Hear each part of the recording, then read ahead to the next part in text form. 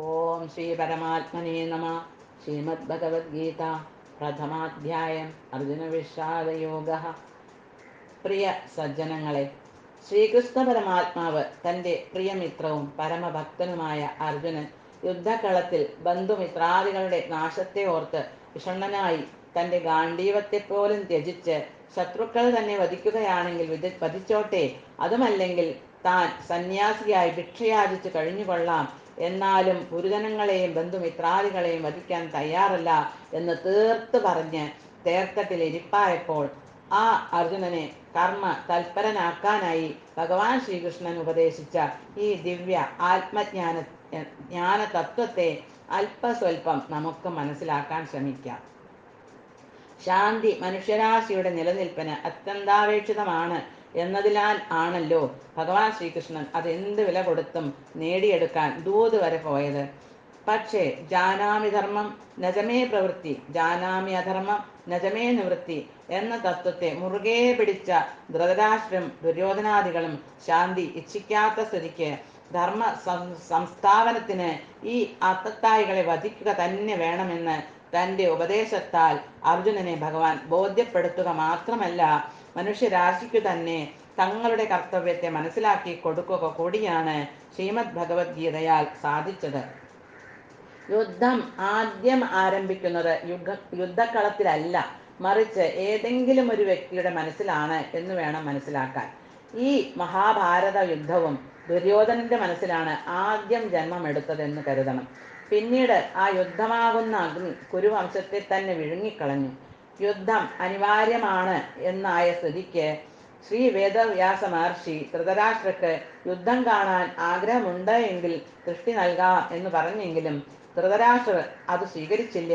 പകരം തൻ്റെ മിത്രവും മന്ത്രിയും എന്നു വേണ്ട സന്തത സഹചാരിയായ സഞ്ജയന് ദൂരെ നടക്കുന്ന യുദ്ധം കൊട്ടാരത്തിലിരുന്ന് ദർശിക്കാനുള്ള ആ കഴിവ് നൽകാൻ ആഗ്രഹം പ്രകടിപ്പിച്ചു. അപ്രകാരം ദൂരത്തെ കാഴ്ചകൾ കൺമുമ്പിൽ കാണുന്ന സഞ്ജയനോട് ധൃതരാഷ്ട്രർ ചോദിക്കുകയാണ്. ശ്ലോകം 1. ധർമ്മക്ഷേത്രേ കുരുക്ഷേത്രേ സമവേദായുത്സവ മാമകാ പാണ്ഡവാ ചൈവ കിം അകുർവത സഞ്ജയ. ഇവിടെ ധൃതരാഷ്ട്രർ മാമക പാണ്ഡവ എന്ന് പറഞ്ഞതിനാലേ മനസ്സിലാക്കാം ഇദ്ദേഹം ഒരിക്കലും തൻ്റെ സഹോദരൻ പാണ്ഡുവിൻ്റെ പുത്രന്മാരെ മനസ്സുകൊണ്ട് സ്വീകരിച്ചിരുന്നില്ല എന്ന്. ഒരേ കുടുംബത്തിലെ കുട്ടികൾ കലഹിക്കുമ്പോൾ നമ്മുടെ എന്നാണല്ലോ പറയേണ്ടത്. അതിൽ മാമക പാണ്ഡവ എന്ന രണ്ട് വിഭാഗങ്ങളാകുന്ന ശിലകൾ കൂട്ടിമുട്ടി മഹായുദ്ധം എന്ന മഹാ അഗ്നി പ്രകടമായത് സ്വാഭാവികമാണല്ലോ. ബാഹ്യമായ കണ്ണുകൾ മാത്രമല്ല, പുത്രസ്നേഹത്താൽ നഷ്ടമായ മനക്കണ്ണുമുള്ള അദ്ദേഹം ചോദിക്കുകയാണ്, അല്ലയോ സഞ്ജയ, ധർമ്മക്ഷേത്രമായ കുരുക്ഷേത്രത്തിൽ യുദ്ധസന്നദ്ധരായി ഒത്തുകൂടിയ എന്റെയും പാണ്ഡുവിൻ്റെയും പുത്രന്മാർ എന്തു ചെയ്യുകയാണ്? ഇവിടെ ധൃതരാഷ്ട്രക്കും അറിയാം, ഈ കുരുക്ഷേത്രം ധർമ്മ ദുരന്തരനായ കുരു സ്ഥാപിച്ച പുണ്യഭൂമിയാണ്. അവിടെ ധർമ്മമേ ജയിക്കൂ. മാത്രമല്ല, ധർമ്മത്തിന്റെ മൂർത്തിമത്തായ ശ്രീകൃഷ്ണൻ ആരുടെ കൂടെയാണോ അവർ തന്നെ ജയിക്കും. ധൃതരാഷ്ട്രക്കും തൻ്റെ പുത്രന്മാർ അധർമ്മികളാണ്, അവർക്ക് നാശം തന്നെയാണ് ഫലം എന്ന് അറിയാമായിരിക്കും. കാരണം യഥോ ധർമ്മ തഥോ കൃഷ്ണ, യഥോ കൃഷ്ണ തഥോ ജയ എന്നാണല്ലോ ആപ്തവാക്യം. ശ്ലോകം 2, 3. ദൃഷ്ട്വാ തു പാണ്ഡവാനേകം വ്യൂഢം ദുര്യോധനസ്തദാ ആചാര്യമുപസംഗമ്യ രാജാ വചനമബ്രവീത് പശ്യേതാം പാണ്ഡുപുത്രാണാം ആചാര്യമഹതീം ച മും വ്യൂഢാം ദ്രുപദപുത്രേണ തവ ശിഷ്യേണ ധീമത. സഞ്ജയൻ പറയുകയാണ്, അല്ലയോ മഹാരാജാവേ, പാണ്ഡുപുത്രനായിട്ടുള്ള പാണ്ഡവന്മാർ സജ്ജമാക്കിയ സൈന്യത്തെ കണ്ട് ദുര്യോധന മഹാരാജാവ് ആചാര്യന്റെ മുമ്പിൽ ചെന്ന് ഇങ്ങനെ പറയുകയുണ്ടായി. അല്ലയോ ആചാര്യ, അങ്ങയുടെ ശിഷ്യനും സൈന്യാധിപനും ബുദ്ധിശാലിയുമായ ദ്രുപദപുത്രൻ ഒരുക്കി നിർത്തിയിട്ടുള്ള ആ മഹത്തായ പാണ്ഡവ സൈന്യത്തെ ഒന്ന് നോക്കൂ. നയതന്ത്രനായ വളരെ നയതന്ത്രജ്ഞനുമായിട്ടുള്ള ആ ദുര്യോധനൻ സൂത്രത്തിൽ സർവ സൈന്യാധിപനും മഹാബ്രാഹ്മണനുമായ ദ്രോണാചാര്യനെ അദ്ദേഹത്തിന്റെ തെറ്റുകൾ പറഞ്ഞ് മനസ്സിലാക്കാൻ ശ്രമിക്കുകയാണ്. ദ്രൗപദിയുടെ പിതാവായ ധ്രുപദ രാജാവുമായിട്ട് ദ്രോണാചാര്യർക്ക് പകയും രാഷ്ട്രീയ വൈരവും ഉണ്ടായിരുന്നു. തൽഫലമായിട്ട് ധ്രുപദ രാജാവ് ഒരു യാഗം ചെയ്യുകയും ദ്രോണാചാര്യരെ വധിക്കാൻ കഴിവുള്ള ഒരു പുത്രൻ ഉണ്ടാകണം എന്ന വരം നേടുകയും ചെയ്തു. ഇതെല്ലാം ആചാര്യന് നന്നായി അറിയാമായിരുന്നുവെങ്കിലും ദ്രുപദപുത്രനായിട്ടുള്ള ദൃഷ്ടദ്യുമ്നനെ അദ്ദേഹത്തിന്റെ കീഴിൽ സൈനിക അഭ്യാസത്തിന് അയച്ചപ്പോൾ ഉദാരമതിയായ ബ്രാഹ്മണൻ എന്ന നിലയിൽ തനിക്കറിയാവുന്ന എല്ലാ ആയുധമുറകളും അദ്ദേഹം ദൃഷ്ടദ്യുമ്നന് പഠിപ്പിച്ചു കൊടുത്തു. ഇപ്പോൾ കുരുക്ഷേത്രത്തിലെ യുദ്ധത്തിൽ ദൃഷ്ടദ്യുമ്നൻ പാണ്ഡവന്മാരുടെ സഹായിയാണ്. ദ്രോണാചാര്യരിൽ നിന്നും കിട്ടിയ അറിവിനെ മുൻനിർത്തി അയാൾ പാണ്ഡവ സൈന്യത്തിന്റെ സംവിധാനം നടത്തുകയും ചെയ്യുന്നു. ദ്രോണാചാര്യർ ഈ യുദ്ധത്തിൽ ഒരു വീട്ടുവീഴ്ചയ്ക്കും തയ്യാറാവരുത് എന്നൊരു മുന്നറിയിപ്പ് കൂടിയാണ് ഈ വാക്കുകളിൽ ഉള്ളത്. കാരണം പാണ്ഡവരും അദ്ദേഹത്തിന്റെ ശിഷ്യന്മാരാണല്ലോ. മാത്രമല്ല അർജുനൻ ദ്രോണരുടെ അത്യന്തം പ്രിയ ശിഷ്യനുമാണ്. അത്ര ശൂരാ മഹേശ്വാസ ഭീമാർജുന സമായുധി യുയോധാനോ വിരാടശ്ച ദ്രുപദശ്ച മഹാരഥ ദൃഷ്ടകേതു ചേകിതാന കാശിരാജശ്ച വീര്യവാൻ പുരുജിത് കുന്തിഭോജശ്ച ശൈബ്യശ്ച നരപുംഗവ യുധാമന്യുശ്ച വിക്രാന്ത ഉത്തമൗജാശ്ച വീര്യവാൻ സൗഭദ്രോ ദ്രൗപദേയാശ്ച സർവ ഏവ മഹാരഥ അസ്മാകം തു വിശിഷ്ടായേ താന്നിബോധതിജോത്തമ നായക മമ സൈന്യസ്യ സംജ്ഞാതൻ താൻ ബ്രവീമി. ഇവിടെ ഭീമാർജുനന്മാരുടെ ആ സൈന്യത്തിനെ, അവരെ ഒരുക്കി നിർത്തിയിട്ടുള്ള സൈന്യത്തിനെ പറ്റിയിട്ട്, അതിലത്തെ നായകന്മാരെ പറ്റിയിട്ട് ആചാര്യനോട് ദുര്യോധനൻ വിവരിച്ചു കൊടുക്കുകയാണ്. ആ ഭീമാർജുനന്മാരോട് അത്രയും കടം നിൽക്കുന്ന, അവരുടെ അത്ര തന്നെ വീരശൂര പരാക്രമികളായിട്ടുള്ള യുയുധാനൻ, വിരാടൻ, ദ്രുപദൻ എന്നീ വില്ലാളി വീരന്മാർ നോക്കൂ ആചാര്യ ആ സൈന്യത്തിലുണ്ട്. അതല്ലാതെ രുക്മിയുടെ പുത്രനായിട്ടുള്ള ദൃഷ്ടകേതു, ശക്തിശാലികളായിട്ടുള്ള ചേകിതാനൻ, കാശിരാജാവ്, പുരുജിത്ത്, കുന്തിഭോജൻ, ശൈബ്യൻ എന്നീ വീരന്മാരായ യോദ്ധാക്കളും അവിടെ സന്നിഹിതരായിരിക്കുന്നുണ്ട്. പിന്നെ പരാക്രമിയായിട്ടുള്ള യുധാമന്യു, ബലവാനായ ഉത്തമൗജസ്, സുഭദ്രയുടെ പുത്രനായിട്ടുള്ള അഭിമന്യു, ദ്രൗപദിയുടെ മക്കള്, ഇവരെല്ലാം യുദ്ധത്തിന് ഒരുങ്ങി നിൽക്കുകയാണ്. ഇവരെല്ലാവരും വളരെ വളരെ മഹാരഥന്മാര് തന്നെയാണ്. പിന്നെ തൻ്റെ ഭാഗത്തുള്ള തൻ്റെ സൈന്യത്തിൻ്റെ നായകന്മാരെ ഒന്ന് പരിചയപ്പെടുത്താണ്. അല്ലയോ ബ്രാഹ്മണോത്തമ, എൻ്റെ സൈന്യത്തെ നയിക്കുന്നത് അതിന് യോഗ്യതയുള്ള പടനായകന്മാരെ പറ്റി ഞാൻ അങ്ങക്കിനി പറഞ്ഞു തരാം. ഭവാൻ ഭീഷ്മശ്ച കർണശ്ച കൃപശ്ച സമിതിം ജയ അശ്വത്ഥാമാ വികർണശ്ച സൗമദത്യസ്തദൈവ ച അന്യേ ച ബഹവാ ശൂരാ മദർത്തേ ത്യക്തജീവിതാ നാനാശസ്ത്രപ്രഹരണ സർവേ യുദ്ധവിശാരദ. യുദ്ധത്തിൽ സദാ ജയിക്കുന്നവരായിട്ടുള്ള അവിടുന്ന് ഭീഷ്മര്, കർണൻ, കൃപർ, അശ്വത്ഥാമാവ്, വികർണൻ, സോമദത്തന്റെ പുത്രനായിട്ടുള്ള ഭൂരിശ്രവസ് എന്നിവരെല്ലാം എൻ്റെ പക്ഷത്തുണ്ട്. പിന്നെ എനിക്ക് വേണ്ടിയിട്ട് സ്വജീവിതം കൂടി അർപ്പിക്കാൻ ഒരുങ്ങിയിട്ട് വന്നവരായിട്ട് ഇനിയും പല വീരയോദ്ധാക്കളും നമ്മുടെ പക്ഷത്തുണ്ട്. അവർക്ക് പല വിധത്തിലുള്ള ആയുധങ്ങൾ ഉപയോഗിക്കാൻ അറിയാം. പലതരത്തിലുള്ള ആ സമരമുറകളിൽ അവര് വളരെ പരിചിതമുള്ളവരാണ് എന്നാണ് തൻ്റെ ആചാര്യനോട് പറയുന്നത്. 10ാമത്തെ ശ്ലോകം. അപര്യാപ്തം തദസ്മാകം ബലം ഭീഷ്മാഭിരക്ഷിതം പര്യാപ്തം തദമേതേഷാം ബലം ഭീമാഭിരക്ഷിതം. ഇവിടെ തൻ്റെ ആചാര്യനോട് പറയാണ്. തൻ്റെ ഉള്ളിലത്തെ ആ വേവലാതി ഒന്ന് മറച്ചു വെച്ചുകൊണ്ടാണ് ദുര്യോധനൻ പറയുന്നത്.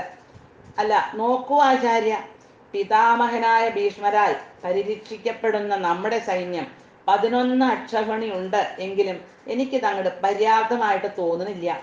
പക്ഷേ ഭീമനാൽ സംരക്ഷിക്കപ്പെടുന്ന ആ സൈന്യം വെറും 7 അക്ഷൗഹിണിയേ ഉള്ളൂ, എങ്കിലും അത് പര്യാപ്തമായി തോന്നുന്നു.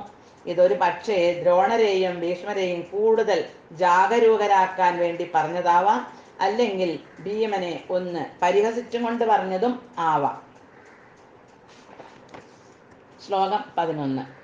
അയനേഷു ച സർവേഷു യഥാഭാഗമവസ്ഥിതാ ഭീഷ്മമേവാഭിരക്ഷന്തു ഭവന്ത സർവ ഏവ ഹി. വീണ്ടും ദുര്യോധനൻ ഒരു താക്കീത് പോലെ പറയുകയാണ്, നിങ്ങളെല്ലാവരും അന്യ സൈന്യാധിപന്മാരോടും എല്ലാവരുമായിട്ട് പറയുകയാണ്, ഈ സൈന്യവ്യൂഹത്തിൽ മർമ്മസ്ഥാനങ്ങളിൽ ഉറച്ചു നിന്നുകൊണ്ട് നിങ്ങൾ ഓരോരുത്തരും ഭീഷ്മ പിതാമഹന് പരിപൂർണ പിന്തുണ നൽകണം. ഇച്ഛാമൃത്യുവും യുദ്ധ പരിചയം ഉള്ളവനുമായിട്ടുള്ള ഭീഷ്മർ തനിക്ക് വിജയം നേടിത്തരും എന്നാണ് ദുര്യോധനന്റെ പ്രതീക്ഷ. പക്ഷെ എത്ര ആത്മപ്രശംസ ചെയ്താലും ദുര്യോധനന് ഒരു പരാജയഭീതി ഉണ്ട് താനും. അതിനാലാണല്ലോ അദ്ദേഹത്തിനെ സംരക്ഷിച്ചും കൊണ്ട് നിൽക്കാൻ മറ്റുള്ളവരടുത്ത് പറയണത്. 12-ാമത്തെ ശ്ലോകം. സസ്യ സംജനയൻ ഹർഷം കുരുവൃദ്ധ പിതാമഹ സിംഹനാദം വിനദ്യോച്ചൈ ശങ്കന്ദത്മോ പ്രതാപവാൻ. ഇതെല്ലാം പറഞ്ഞുകൊണ്ട് നിൽക്കുന്ന സമയത്ത് പരാക്രമിയും കുരുപിതാമഹനുമായിട്ടുള്ള ഭീഷ്മർ ദുര്യോധനന് ആഹ്ലാദം ജനിപ്പിക്കുമാറ് സിംഹഗർജനം പോലെയുള്ള ശബ്ദം ഉണ്ടാക്കിക്കൊണ്ട് തൻ്റെ ശംഖെടുത്ത് ഊതി. ഇത് ദുര്യോധനനോട് ഒരു മുന്നറിയിപ്പായും കണക്കാക്കാം. കാരണം ധർമ്മവും ശ്രീകൃഷ്ണനും പാണ്ഡവപക്ഷത്താണല്ലോ. തഥാ ശങ്കാശ്ച ഭേര്യശ്ച പണവാനക ഗോമുഖ സഹസൈവാഭ്യഹന്യന്ത സശബ്ദസ്തു മുലോഭവത്. ഭീഷ്മ പിതാമഹരുടെ ശംഖധ്വനിയെ തുടർന്നിട്ട് മറ്റുള്ള സേനാധിപന്മാരും യോദ്ധാക്കളുമൊക്കെ ശംഖ് മുഴക്കി. പിന്നെ ചെണ്ട, മദ്ദളം, കാഹളം എന്നിവയുടെ ശബ്ദം എമ്പാടും ഉയർന്നു. യുദ്ധരംഗത്ത് കോലാഹലമായി. യുദ്ധത്തിന് ആരംഭമായിട്ടുള്ള ആ ശംഖനാദവും കാഹളവും ആദ്യം കൗരവരുടെ ഭാഗത്തു നിന്നാണ് മുഴക്കിയത് എന്ന് നാം മനസ്സിലാക്കണം. തഥാ ശ്വേതേഹൈര്യുക്തേ മഹതി സ്യന്ദനേ സ്ഥിതൗ മാധവ പാണ്ഡവച്ചൈവ ദിവ്യൗ ശംഖൗ പ്രദത്മതു. അതിനുശേഷം ഈ കാഹളങ്ങളും ഈ ചെണ്ടമേളങ്ങളും നടന്നുകൊണ്ടിരിക്കുമ്പോൾ മറുവശത്ത് ശ്രീകൃഷ്ണനും അർജുനനും തങ്ങളുടെ വെള്ള കുതിരകളെ പൂട്ടിയ വൻ തേരിൽ നിന്നുകൊണ്ട് തങ്ങളുടെ ദിവ്യശംഖങ്ങൾ മുഴക്കി. ഈ ദിവ്യമായ തേരും കുതിരകളും ഗാണ്ഡീവം എന്ന വില്ലും അർജുനന് ഗാണ്ഡവ വനത്തിനെ ദഹിപ്പിക്കുന്നതിന് ശേഷം അഗ്നിദേവനും വരുണനും കൂടി സമ്മാനിച്ചതാണ്. ഇതോടൊപ്പം അമ്പുകൾ ഒഴിയാത്ത 2 ആവനാഴികളും ഒരു വാളും കൂടി അവർ സമ്മാനിച്ചു. പാഞ്ചജന്യം ഹൃഷീകേശോ ദേവദത്തം ധനഞ്ജയ പൗണ്ഡ്രം ദത്മോ മഹാശംഖം ഭീമകർമാവൃകോദര. ശ്രീകൃഷ്ണ ഭഗവാൻ പാഞ്ചജന്യം എന്ന ശംഖ് മുഴക്കി. അർജുനൻ തൻ്റെ ദേവദത്തം എന്ന ശംഖും മുഴക്കി. ദുഷ്കരമായിട്ടുള്ള സാധാരണക്കാർക്ക് ചെയ്യാൻ പറ്റാത്ത പരാക്രമ കർമ്മങ്ങൾ ചെയ്യുന്നതിൽ മുൻ നിൽക്കുന്നവനും ഭോജനപ്രിയനുമായിട്ടുള്ള ഭീമൻ പൗണ്ഡ്രം എന്ന ശംഖും മുഴക്കി. ആ പാഞ്ചജന്യത്തിന്റെ ധ്വനിയാൽ തന്നെ മനസ്സിലാക്കാം വിജയം ധർമ്മം എവിടെയാണോ അവിടെയാണ് ഉള്ളത് എന്ന് ആർക്ക് മനസ്സിലാക്കാൻ സാധിക്കും. പിന്നെ ഇവിടെ ഭീമനെ ഒരു വൃകോദരൻ എന്ന് പറയുകയുണ്ടായി. അപ്പൊ വൃകോദരൻ എന്നാൽ വൃകം എന്നാൽ അർത്ഥം അഗ്നി ഉദരത്തിൽ ധരിച്ചവൻ എന്ന് മനസ്സിലാക്കാം, അല്ലെങ്കിൽ ഒരു ചെന്നായെ പോലുള്ള ഉദരത്തോട് കൂടിയവൻ എന്ന് മനസ്സിലാക്കാം. ചെന്നായ എത്ര തന്നെ ഭക്ഷിച്ചാലും അതിൻ്റെ വയറ് വളരെയധികം കൃശമായിട്ടിരിക്കും. 3 ശ്ലോകങ്ങളെ ഒന്നിച്ചിട്ട് മനസ്സിലാക്കാം. 16, 17, 18. അനന്ത വിജയം രാജ കുന്തിപുത്രോ യുധിഷ്ഠിര നകുല സഹദേവശ്ച സുഘോഷമണി പുഷ്പകൗ കാശ്യശ്ച പരമേശ്വാസ ശിഖണ്ഡീജ മഹാരഥ ദൃഷ്ടദ്യുമ്നോ വിരാടശ്ച സാത്വികിശ്ചാപരാജിത ദ്രുപദോ ദ്രൗപദേയശ്ച സർവശ പൃഥിവീപദേ സൗഭദ്രശ്ച മഹാബാഹു ശംഖാൻ ദത്മോ പൃഥക് പൃഥക്. കുന്തിപുത്രനായിട്ടുള്ള യുധിഷ്ഠിരൻ അനന്ത വിജയം എന്ന ശംഖ് വിളിച്ചു. നകുല സഹദേവന്മാർ സുഘോഷം മണിപുഷ്പകം എന്ന ശംഖുകളും മുഴക്കി. വില്ലാളി വീരനായ കാശിരാജാവും മഹാരഥനായ ശിഖണ്ഡിയും ദൃഷ്ടദ്യുമ്നൻ, വിരാടൻ, ഒരിക്കലും തോൽവി സംഭവിക്കാത്ത സാത്യകി, ധ്രുവദൻ, ദ്രൗപദിയുടെ പുത്രന്മാര്, മഹാഭാഗുവായിട്ടുള്ള അഭിമന്യു, സുഭദ്രയുടെ പുത്രനായിട്ടുള്ള അഭിമന്യു എന്നിവരും ശംഖനാദം മുഴക്കി. സഘോഷോധാർത്തരാഷ്ട്രാണാം ഹൃദയാനി വ്യധാരയത് നഭശ്ച പൃഥിവീം ജൈവ തുമലോ അഭ്യനുനാദയൻ. ധൃതരാഷ്ട്രപുത്രന്മാരുടെ ഹൃദയം തകർത്തുകൊണ്ട് വിവിധ ശംഖങ്ങളിൽ നിന്നു ഉയർന്നിട്ടുള്ള ഈ നാദഘോഷം ഭൂമിയിലും അന്തരീക്ഷത്തിലും മാറ്റൊലി കൊണ്ടു. ദുര്യോധന പക്ഷത്തുള്ള ഭീഷ്മാദികൾ ശംഖ് മുഴക്കിയപ്പോൾ പാണ്ഡവരുടെ ഹൃദയം തകർന്നുനോ അല്ലെങ്കിൽ പിളർന്നുനോ എവിടെയും പറയണില്ല. പക്ഷേ ഇവിടെ ധൃതരാഷ്ട്രന്റെ പുത്രന്മാരുടെ ഹൃദയങ്ങളെ ശംഖഘോഷം പിളർന്നു എന്ന് എടുത്തു കാണിക്കുന്നുണ്ട്. ഇത് ശ്രീകൃഷ്ണ ഭഗവാനിൽ പാണ്ഡവർക്കുള്ള വിശ്വാസത്തെയാണ് സൂചിപ്പിക്കുന്നത്. ഏതൊരു മഹാവിപത്തിന്റെ നടുവിലും അവര് പൂർണ്ണമായിട്ട് ശ്രീകൃഷ്ണ ഭഗവാനെ ആശ്രയിച്ചിരുന്നു. അത് മാത്രമല്ല, അവരുടെ ഉള്ളിൽ ആത്മവിശ്വാസമുണ്ട്. ധർമ്മം ഞങ്ങളുടെ ഭാഗത്താണ്, ഞങ്ങൾ ധർമ്മത്തിൽ അധിഷ്ഠിതമായിട്ടാണ് ജീവിക്കുന്നത് എന്നുള്ള ആത്മവിശ്വാസവും അവർക്കുണ്ടായിരുന്നു. 20-ാമത്തെ ശ്ലോകം. അത വ്യവസ്ഥിതാൻ ദൃഷ്ട്വാ ധാതരാഷ്ട്രാൻ കപിധ്വജ പ്രവൃത്തെ ശസ്ത്രസമ്പാദേ ധനുരുദ്യമ്യ പാണ്ഡവ ഋഷികേശം ദദാ വാക്യം ഇദമാഹ മഹീപദേ. സഞ്ജയൻ തുടർന്ന് പറയുകയാണ്, അല്ലയോ മഹാരാജാവേ, അതിനുശേഷം പാണ്ഡുപുത്രനായിട്ടുള്ള അർജുനൻ ഹനുമാൻ കൊടിയടയാളമായിട്ടുള്ള തേരിൽ ഇരുന്നു കൊണ്ട് വില്ലെടുത്ത് ശരങ്ങൾ ഉതിർക്കാൻ തയ്യാറായി മറുവശത്ത് അണിനിരന്നു നിൽക്കുന്ന ആ കൗരവ സൈന്യത്തെ നോക്കി ശ്രീകൃഷ്ണ ഭഗവാനോട് ഇപ്രകാരം പറഞ്ഞു.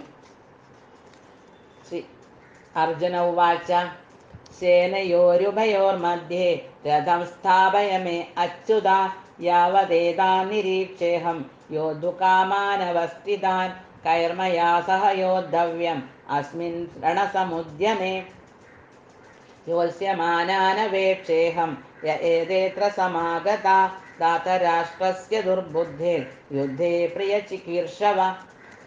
ഇവിടെ അർജുനൻ ഭഗവാനോട് പറയാണ്, അല്ലയോ അച്യുത, ഒരിക്കലും നാശമില്ലാത്തവനെ, ചുതിയില്ലാത്തവനെ, ഇരു സൈന്യങ്ങൾക്ക് മധ്യത്തിലായി എൻ്റെ തേർ കൊണ്ടു നിർത്തിയാലും ആരൊക്കെയാണ് യുദ്ധകാംക്ഷികളായി ഇവിടെ വന്നിട്ടുള്ളത് എന്ന് ഞാൻ കാണാൻ ഇച്ഛിക്കുന്നു. ദുർബുദ്ധിയായിട്ടുള്ള ദുര്യോധനനെ സന്തോഷിപ്പിക്കാൻ ആരെല്ലാം വന്നിരിക്കുന്നു എന്ന് കാണാൻ ഞാൻ ആഗ്രഹിക്കുന്നു. സഞ്ജയ ഉവാച ഏവമുക്ത്വാ ഹൃഷീകേശോ ഗുഡാകേശേന ഭാരത സേനയോരുഭയോർമധ്യേ സ്ഥാപയിത്വാ രഥോത്തമം ഭീഷ്മദ്രോണപ്രമുഖതഃ സർവേഷാം ച മഹീക്ഷിതാ ഉവാച പാർത്ഥ പശ്യേതാൻ സമാവേതാൻ കുരുനിധി. സഞ്ജയൻ പറഞ്ഞു, അല്ലയോ ഭരതവംശജനായിട്ടുള്ള മഹാരാജാവേ, അർജുനന്റെ വാക്കുകൾ കേട്ടിട്ട് ശ്രീകൃഷ്ണ ഭഗവാൻ ശ്രേഷ്ഠമായ ആ രഥത്തെ ഇരു സൈന്യങ്ങൾക്ക് നടുവിൽ കൊണ്ടു നിർത്തി ആ ഭീഷ്മ ദ്രോണാദികളുടെയും മറ്റു രാജാക്കന്മാരുടെയും മുന്നിൽ വെച്ച് ഭഗവാൻ ഇപ്രകാരം പറഞ്ഞു, അല്ലയോ പാർത്ഥ, ഇവിടെ ഒത്തുകൂടിയ കുരുവംശജരെ നോക്കൂ. ശ്ലോകം 26. തത്ര പശ്യത് സ്ഥിതാൻ പാർത്ഥ പിതॄനത പിതാമഹാൻ ആചാര്യാൻ മാതുലാൻ ഭ്രാതॄൻ പുത്രാൻ പൗത്രാൻ സഖിംസ്തഥാ ശശൂരാൻ സുഹൃതശ്ചൈവ സേനയോരുഭയോരപി താൻ സമീക്ഷ സ കൗന്ദേയ സർവാൻ ബന്ധൂനവസ്ഥിതാൻ കൃപയാ പരയാ വിഷ്ടു വിഷീദന്യതമബ്രവീത്.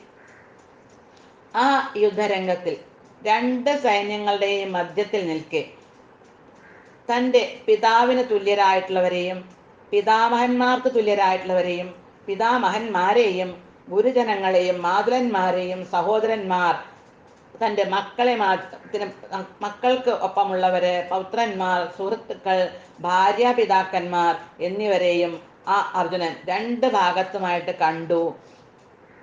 അങ്ങനെ പല വിധത്തിലും തനിക്ക് ബന്ധുക്കളായിട്ടുള്ളവരെ രണ്ട് ഭാഗത്തും കണ്ടപ്പോൾ കരുണ കാരണം അവിഷണ്ണനായിട്ട് കുന്തിപുത്രനായിട്ടുള്ള അർജുനൻ ഇപ്രകാരം പറഞ്ഞു.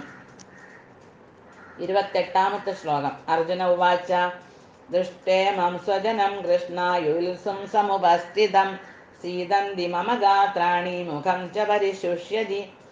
അർജുനൻ പറയാണ്, അല്ലയോ ശ്രീകൃഷ്ണ, യുദ്ധത്തിന് ഒരുങ്ങി വന്നിട്ടുള്ള ഈ ബന്ധുമിത്രാദികളെ കണ്ടിട്ട് എൻ്റെ കൈകാലുകൾ ഇതാ തളരുന്നു, തൊണ്ട വരളുന്നു. വേപദുശ്ച ശരീരേ മേ രോമഹർഷശ്ച ജായതേ ഗാണ്ഡീവം സ്രംസതേ ഹസ്തത്വൈവ പരിദഹ്യതേ ന ശക്നോമ്യവസ്ഥാതും ഭ്രമാതീവ ച മേ മന നിമിത്താനി ച പശ്യാമി വിപരീതാനി കേശവ. അർജുനൻ പറയാണ്, അല്ലയോ കേശവ, എൻ്റെ ശരീരം വിറയ്ക്കണു, ഭയവും ദുഃഖവും കൊണ്ട് എനിക്ക് രോമാഞ്ചമുണ്ടാവുന്നു. എൻ്റെ വില്ലായ ഗാണ്ഡീവം എൻ്റെ കയ്യിൽ നിന്ന് വഴുതി പോകുന്നു. ശരീരം മുഴുവൻ ചുട്ടുനീറുന്നു. എനിക്ക് ഉറച്ചു നിൽക്കാൻ പോലും സാധിക്കുന്നില്ല. എൻ്റെ മനസ്സ് അസ്വസ്ഥവും തല കറങ്ങുന്നത് പോലെയും മനസ്സാകെ ചഞ്ചലമായും തോന്നുന്നു. ഞാൻ ആരാണ് എന്ന് പോലും എനിക്ക് മനസ്സിലാകുന്നില്ല. 4 പാടും ഇതാ അമംഗളകരമായ ലക്ഷണങ്ങളാണ് കാണുന്നത്. 31 ശ്ലോകം.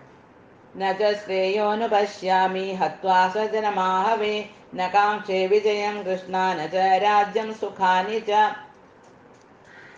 അർജുനൻ തുടർന്ന് പറയാണ്, അല്ലയോ ഭഗവാനെ, ബന്ധുക്കളെ യുദ്ധത്തിൽ കൊല്ലുന്നത് കൊണ്ട് എന്ത് ഗുണം ഉണ്ടാവുക എന്നെനിക്ക് മനസ്സിലാവണില്ല.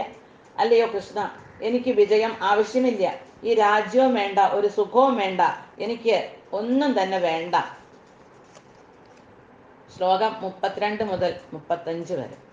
കിം നോ രാജ്യേന ഗോവിന്ദ കിം ഭോഗേർജീവിതേന വാ യേഷാമർത്ഥേ കാംക്ഷിതന്നോ രാജ്യം ഭോഗാ സുഖാനി ച തായമേവ സ്ഥിതാ യുദ്ധേ പ്രാണാൻ ത്യക്ത്വാ ധനാനി ച ആചാര്യ പിതരാ പുത്ര തദൈവ ച പിതാമഹ മാതുല ശശുരാ പൗത്ര ശ്യാലാ സംബന്ധിനസ്തദാ ഏതാന്ന ഹന്തുമിച്ഛാമി ഘ്നതോപി മധുസൂദന അഭിത്രൈലോക്യരാജ്യസ്യ ഹേതോ കിം नु മഹീകൃതേ നിഹത്യധാതരാഷ്ട്രാന്ന കാ പ്രീതി സ്യാ ജനാർദ്ദന. അർജുനൻ ഇവിടെ ഒരു തത്വചിന്തകനെ പോലെ പറയാണ്. ഒരു സർവസംഘ പരിത്യാഗിയായിട്ടുള്ള ഒരു വ്യക്തിയെ മാതിരി പറയാണ്, അല്ലയോ ഗോവിന്ദ, രാജ്യം കൊണ്ടും ഭോഗങ്ങൾ കൊണ്ടും ജീവിതം കൊണ്ടും തന്നെ ഞങ്ങൾ പാണ്ഡവർക്ക് എന്ത് പ്രയോജനമാണ് ഉള്ളത്? ആർക്കു വേണ്ടി ഞങ്ങൾ ഇതെല്ലാം ആഗ്രഹിക്കുന്നുവോ അവരെല്ലാം സ്വത്തും പ്രാണനും കൂടി ഉപേക്ഷിക്കാൻ തയ്യാറായിട്ടിതാ ഈ രണാങ്കണത്തിൽ വന്ന് നിൽക്കണു. അല്ലയോ മധുസൂദന, ഗുരുജനങ്ങൾ, പിതാക്കൾ, പിതാമഹന്മാർ, മക്കൾ, അമ്മാവന്മാർ, ശ്വശുരന്മാർ, ശ്യാലന്മാർ തുടങ്ങിയ ബന്ധുക്കളാണ് ഇങ്ങനെ മുന്നിൽ വന്ന് അണിനിരന്ന് നിൽക്കുന്നത്. ഞാൻ എന്തിനു വേണ്ടിയിട്ട് അവരെ കൊല്ലണം? അവരെ വധിക്കേണ്ടി വരികയാണ് എങ്കിൽ എനിക്ക് 3 ലോകവും എന്നാലും ഞാൻ അവരോട് യുദ്ധം ചെയ്യാൻ തയ്യാറല്ല. പിന്നെ എങ്ങനെയാണ് വെറും ഒരു തുച്ഛമായ രാജ്യം, അല്പം മണ്ണിന് വേണ്ടിയിട്ട് ഞാൻ അവരെ കൊല്ലുക? അല്ലയോ ജനാർദ്ദന, ഈ ധൃതരാഷ്ട്രപുത്രന്മാരെ ഹിംസിച്ചിട്ട് ഞങ്ങൾക്ക് എന്ത് സുഖം കിട്ടാനാണ്? 36 ശ്ലോകം. പാപമേവാശ്രയേദസ്മാൻ ഹത്വൈതാനാത്തത്താഹിന തസ്മാന്നർഹാ വയം ഹന്തും ധാതരാഷ്ട്രാൻ സ്വബാന്ധവാൻ സ്വജനം ഹി കഥം ഹത്വാ സുഖിനസ്യാമ മാധവ.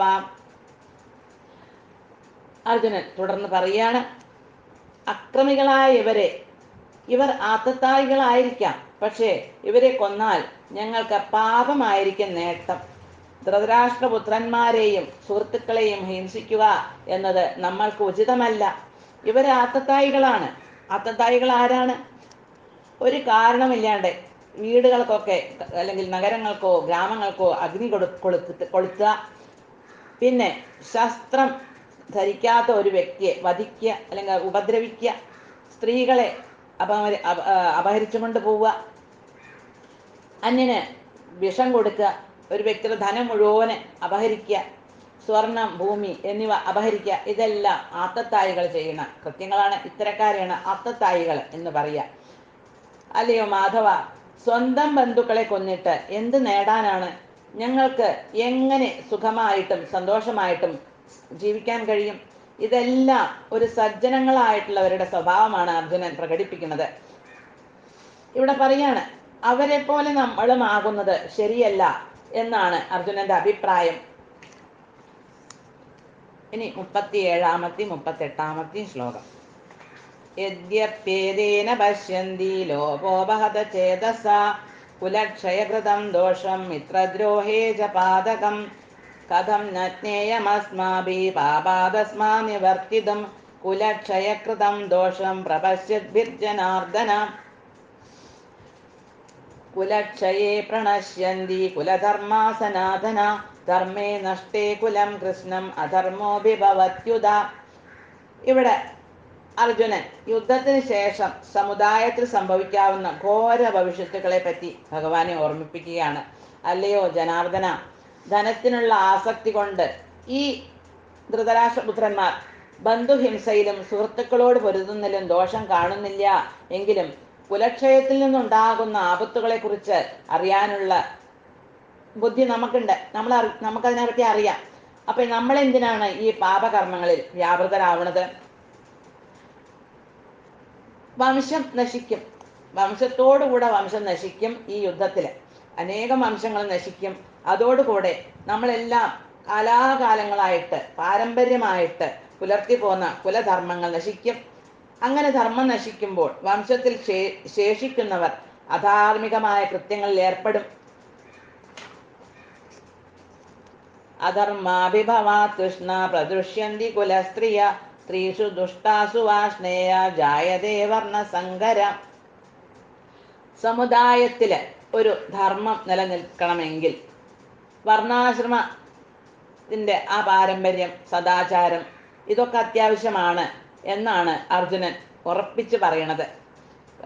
അർജുനൻ പറയാണ്, അല്ലയോ ശ്രീകൃഷ്ണ, കുലത്തിൽ അധർമ്മം മുന്നിട്ടു നിന്നാൽ സ്ത്രീകളൊക്കെ ദുഷിച്ചു പോവും. അവർ സ്വേച്ഛാചാരിണികളായിത്തീരും. സ്ത്രീകൾ ദുഷിച്ചാൽ വർണ്ണസങ്കരത്തിന് അത് കാരണമാവും. ശ്ലോകം 41. സംകരോ നരകായൈവ കുലജ്ഞാനാം കുലസ്യ ച പതന്തി പിതരോ ഹ്യേഷാം ലുപ്തപിണ്ഡോദകക്രിയ.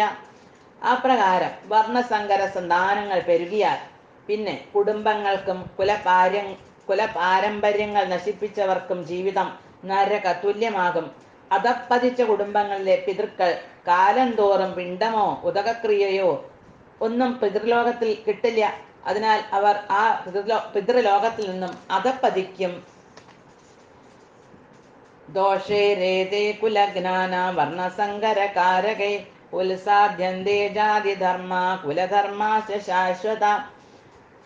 ഈ 42-ാമത്തെ ശ്ലോകത്തിൽ പറയാണ്, അർജുനൻ പറയാണ്, കുടുംബ പാരമ്പര്യം നശിപ്പിക്കുന്നവരുടെയും ദുഷ്കർമ്മങ്ങളാൽ സമുദായം അംഗീകരിക്കാത്ത സന്താനങ്ങൾക്ക് ജന്മം കൊടുക്കും ആൾക്കാര്.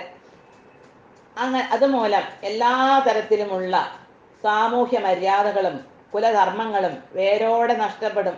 ജനങ്ങൾ വെറും മൃഗങ്ങളെ പോലെ ജീവിച്ചു തുടങ്ങും. ഉത്സന്ന കുലധർമ്മാണ മനുഷ്യാണാം ജനാർദ്ദന നരകേ നിയതം വാസോ ഭവാദീത്യനു ശുശ്രുമ. അർജുനൻ പറയാണ്, അല്ലയോ ജനാർദ്ദന, കുലധർമ്മങ്ങൾ നശിപ്പിക്കുന്നവർക്ക് എന്നും നരകത്തിൽ ജീവിക്കേണ്ടി വരും എന്ന് ഗുരുപരമ്പര വഴി നാം അറിഞ്ഞിട്ടുണ്ടല്ലോ. അഹോ ബദമഹത് പാപം കർത്തും വ്യവസിതാവയം യത്യാജ സുഖലോഭേന ഹന്തും സ്വജനമുദ്യത. അർജുനൻ പറയാണ്, ഇല്ലയോ കൃഷ്ണ, കഷ്ടം തന്നെയാണത്. എന്തൊരു മഹാപാപത്തിനാണ് നാം ഒരുങ്ങി പുറപ്പെട്ടിട്ടുള്ളത്. രാജ്യം നേടി സുഖിക്കാൻ വേണ്ടി സ്വജനങ്ങളെ കൊല്ലാൻ പാടുവോ? സത്വഗുണിയായ അർജുനൻ അധർമ്മത്തെ അത്രമാത്രം പേടിക്കുന്നുണ്ടായിരുന്നു എന്നാണ് നാം മനസ്സിലാക്കേണ്ടത്. 45-ാമത്തെ ശ്ലോകം. യദി മാമപ്രതീകാരം അശസ്ത്രം ശസ്ത്രപാണയ ധാതരാഷ്ട്രാരണേ ഹന്യു തന്മേ ക്ഷേമതരം ഭവേത്. അർജുനൻ പറയാണ്, അല്ലയോ കൃഷ്ണ, ധൃതരാഷ്ട്രപുത്രന്മാരോട് പൊരുതുന്നതിൽ ഭേദം ഞാൻ നിരായുധനായിട്ട് നിൽക്കാൻ പോവാണ്. ഒരു പ്രതിരോധത്തിന് ഞാൻ ഒരുങ്ങില്ല. അവർ വന്നിട്ട് എന്നെ കൊന്നോട്ടെ. അതാണ് ഈ സമൂഹദ്രോഹം ചെയ്യുന്നേക്കാളും എത്രയോ ഭേദം എന്നാണ് അർജുനന്റെ അഭിപ്രായം. ശ്ലോകം 46. സഞ്ജയ ഉവാച ഏവമുക്ത്വാർജുന സംഘേ രഥോപസ്ഥൗപാവിശത് വിസൃജ്യ സശരം ചാപം ശോകസംവിഘ്നമാനസ. സഞ്ജയൻ പറയാണ്, അല്ലയോ മഹാരാജാവേ, അർജുനൻ യുദ്ധക്കളത്തിൽ ഇത്ര കാര്യങ്ങൾ പറഞ്ഞിട്ട് വില്ലും ശരവും താഴെയിട്ട് അത്യന്തം ദുഃഖിതനായിട്ട് ആ തേരിലിരിപ്പായി. ഓം നമോ ഭഗവതേ വാസുദേവായ. ഹരി ഓം തത്സത് ഇതി ശ്രീമദ്ഭഗവത്ഗീതാസു ഉപനിഷത്സു ബ്രഹ്മവിദ്യായാം യോഗശാസ്ത്രേ ശ്രീകൃഷ്ണാർജുന സംവാദേ അർജുനവിഷാദയോഗോ നാമ പ്രഥമോധ്യായഃ. ഓം നമോ ഭഗവതേ വാസുദേവായ.